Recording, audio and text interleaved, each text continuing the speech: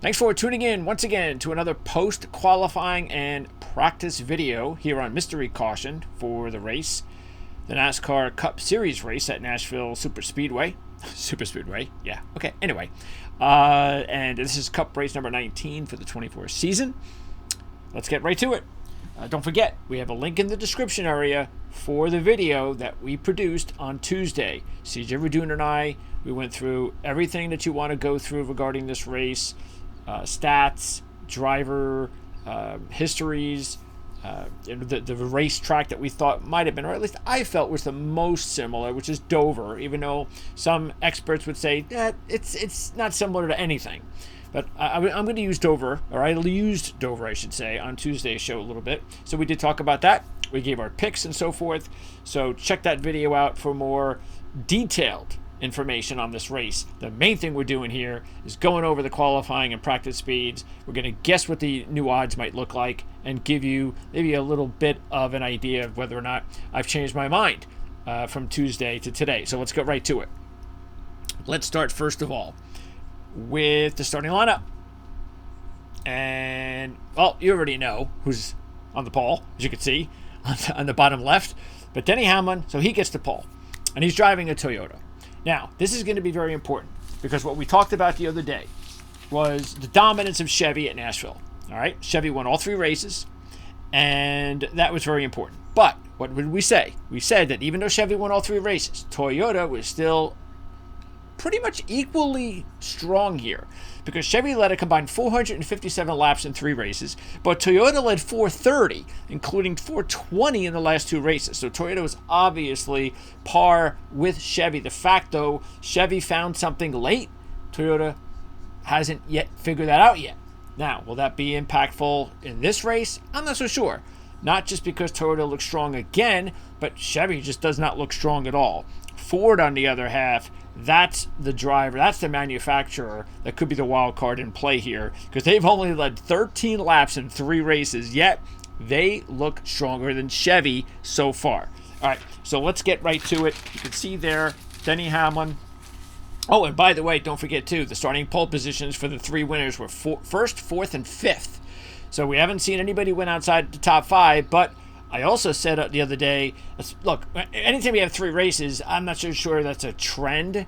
How many times do we see, like, you know, if there's 20 races here, 20, 15 years, 18 years, 17 years from now, don't you think we're going to say, well, there's been a couple of winners that have started outside the top 10 or 15 or 20? Of course, it's just natural. You would think that it's going to happen. So who says that won't happen on Sunday? All right, so you got to keep that in mind. You got to be a little bit more open-minded when you've only seen three races. And here's the big debate that we're going to have. Denny Hamlin, Josh Berry, Christopher Bell. A little bit similar to what we went over last week, but all three of these drivers did not practice well. The best was Berry when he practiced 13th fastest. So that's a concern. Hamlin and Bell, of course, are Toyotas. Berry, we're not going to rule Berry out, though, and that's definite, because not only is he on the front row, but Josh Berry, as we said on Tuesday, the only thing that we were discouraged about was it was Ford. Other than that, Berry has been as hot as he's ever been in the Cup Series. I know he hasn't been around very long, but he was definitely somebody to keep an eye on if he qualified well, and he certainly did. So he's definitely a play. He was 55-1 on Tuesday. He's not going to be anything like that tomorrow. I think if you can get 15, 12 at the lowest, I'd still take a run at him. Anything less than that, forget it. Okay, so what do we do about Hamlin and Bell? And by the way, Toyota had 4 of the top 8 plus the pole. Okay, Ford had 2 of the top 5 and 4 of the top 10. Chevy did not have a driver in the top 3, 1 in the top 6, 2 in the top 10. All right, so that's just the initial part of Chevy's struggles so far. So what do we do, though, about Toyota?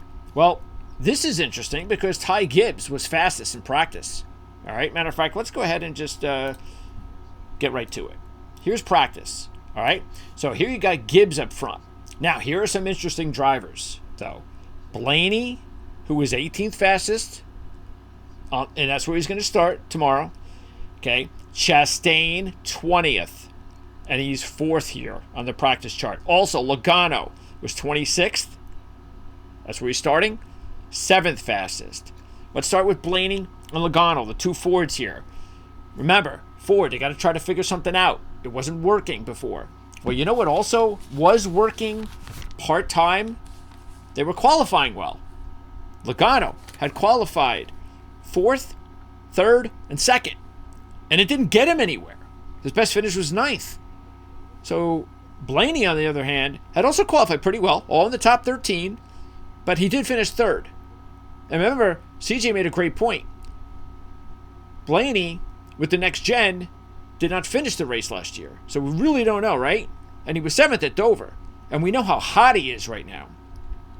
This is going to be interesting. Blaney, where will they put him? He was 10-1 on Tuesday.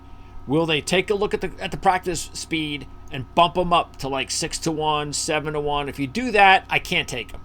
I just can't. No matter how hot Blaney is, the way Ford's been going here historically, I just can't take that number. But I can still take Blaney at 8, 9, 10-1. If I can get him there, he is a must play. All right, I should know. I'm a fan, as you know, and I know when my driver's dialed in. I've said that for the last few weeks, and he has been. And until we see something that tells me he's no longer dialed in, but at this point he is, and as long as you're getting good odds, though, of at least 8-1, then I think he's a solid play. I even think Logano's a good play. All right, because, again, Logano's in the same situation. Plus, he's 18-1. Blaney was 10-1. So Logano, I think because of his qualifying start, and because he only practiced 7th fastest, I think you're still going to get the same number. I don't think it's going to drop much. And so I think that because of the change, whatever change they made, that said, you know what, whatever setup we've had was not working. It was working for our starting position, but it wasn't working for the long haul, for the long run. Well, maybe this is the change they needed. And now I think because the possibility exists that that's exactly what they need, you have got to take a few Fords and roll the dice, including Josh Berry, Logano, Blaney. And also take a look at Keselowski and Buescher. I mean, Buescher starts 9th, and he was 18th in practice, as you can see here. Where is he? He is all the way, he's right here, 18th in practice, Buescher. Okay, but he was 9th in qualifying. The good thing is you're getting 30-1 on Buescher. So I think you're still getting good odds on Buescher. And I like Buescher at those numbers. Now, Keselowski was 22-1, but he starts 5th. It's also his best qualifying effort. 20th, 27th, and 15th. All right? His 3 previous. Now you're getting him at 5th. I know his practice run was only 12th, but that's okay. That's not a big deal. So I'm loving the Fords. I am loving the Fords. I'm going to just, decide what to do based on the odds. And I love the long shots, and that's what I'm going to go with this week as one of the wagers. I have got to put some money on the Fords because I'm going to get good odds, and I think that we could see something that just changes because it's going to change sooner or later. Chevy's not going to win and dominate all the time here. Maybe this is the race, the week, that Ford finds something at this racetrack. Now, it could happen, it could not, but the fact is we're not going in with short numbers. We're going in with long shot numbers, and I'm willing to go ahead and pay the price. Okay. Let's also talk about what to do with the Chevy drivers, because I was really big on Chastain. We went over that. This was very important to see him practice 4th. All right? So I know he's going to be able to get there. Now, here's the thing with Chastain. Remember, he qualified well in the 2 next gens. On the pole last year, led 99 laps, won the race. 5th the year before that. Okay, so with the next gen, really good here. That's why he was 7-1. The fact that he's starting, though, way back at 20th, you can't lower the number at 7-1. So you're probably still going to get 7-1, and I'm okay with that. I'm good with that. You know why? He qualified 19th, the first race, 21. I know it wasn't next gen, but it matters a little bit just based on what we're going to say here. He qualified 20th, and when he qualified 19th and 21, he finished 2nd. Bottom line is, the guy has just been awesome here. Nobody's been better in 3 races than Chastain. Next gen or not. Average 2.7. Also, I went over a bunch of other reasons why. Check it out on Tuesday. So, I like the fact that this almost is a bonus for me, because if he qualified fourth and practice 20th, he'd probably maybe it goes down to 5-1. I have to be able to get him at 7-1. So he is the one Chevy that, besides Bowman, who I liked the other day as a long shot, both CJ and I like Bowman as a long shot at 45-1. I don't see any reason why we won't get a similar number. All right. So we told you the other day why we like Bowman, and I'm gonna stick with Bowman here as a Chevy. Here you can see him qualifying, by the way, 12th, 14th fastest in practice. Here's the rest of the, by the way, here's the rest of the practice speeds, just so you have everything here. I mean, you can see some of those disappointing ones. I mean, look at Byron, 19th, qualified 7th. But look at Truex. Oh, I mean, Chase Elliott did not look all that great. Qualified 13th. And really nothing down here of note except Kyle Busch, who was awful. 27th and 29th. So those are your practice speeds. And Ty Gibbs, we started off with him. I just don't like the fact that he's just really in a rut right now. And one good practice run, I just don't think it's enough for me. There's just something that's just missing there. If I'm still getting a high number, he was 25-1, I would consider it. But if he drops down to 10-1 or 12-1, not interested. But if I can get 15, 18, 20-1 on Gibbs, I would definitely consider it. Because there's going to be big money on Hamlin on the pole. Yet, 15th in practice is definitely a warning sign. Same thing with Bell. He's going to get short money. And that's a warning sign. Now, Larson's the big winner here. Combined 4th and 6th. He's the best, okay? But we kind of knew that anyway. Okay, he's always qualified well here. And he's always finished well here. You know, just like Chastain. Him and Chastain, they're like the two best. Now, Chastain is the best in the next gen, because keep in mind, Larson started 3rd and 7th with the next gen, never led a lap. Okay, that's important to note. Keeping in mind, his price will be super low. Okay, so I said this the other day, and I'm holding to it. There's no reason. Matter of fact, I like it better now, because Larson's number is going to be low. Bell and Hamlin's numbers are going to be low, just like we thought they were going to be on Tuesday. I'm going to go ahead and roll the dice the other way. Like I said, now Reddick is the one that he was the one I was a little bit not sure about, because I didn't like him at 10-1, and we went over why. Okay, and now he has a good combined qualifying and practice run. Okay, that's definitely something I'm a little bit concerned with, because I think his number is going to be too low for me. If I can still get 10-1 though, I've got to think about it. Okay, but I just don't. I don't see anything though in his overall results here that tell me that I need to do this. He was second. He started second last year, and didn't have a good result. So I just can't. I think I'm just going to have to be. It's got to be one of those drivers that looks like he's in that zone I'm looking for, but I'm just going to have to take a shot that he won't do it. Yet he's more than qualified, I think, to win, of course. And maybe Byron as well. The thing is that with Byron, you know, he's only led 5 laps in his history here. His best finish was 3rd. That was pre-next gen. Didn't have a good result at Dover. I'm just, again, and the way Chevy's going, as far as today, I just have to stay away from most of the Chevys. So again, I'm going to go with Bowman and Chastain with Chevy. And I'm going to, Chastain and Bowman. And I'm going to flood the market on the Fords, all the long shot Fords, because most of them are going to be long shots. Again, if I get a low number, if Blaney's low, I won't. But I expect a lot of Fords to be good, very well priced. Because of that, I'm going to go Ford long shot crazy tomorrow and keep my fingers crossed that they found something. Same thing, by the way, Buescher, his best qualifying run as well. I should have noted that. Because if you take a look at his previous qualifying efforts, Buescher's best was 12th, and he's going to qualify 9th here. I didn't like the practice speed, though, but that's the reason why I think you're going to be able to still get him 20 or 30-1.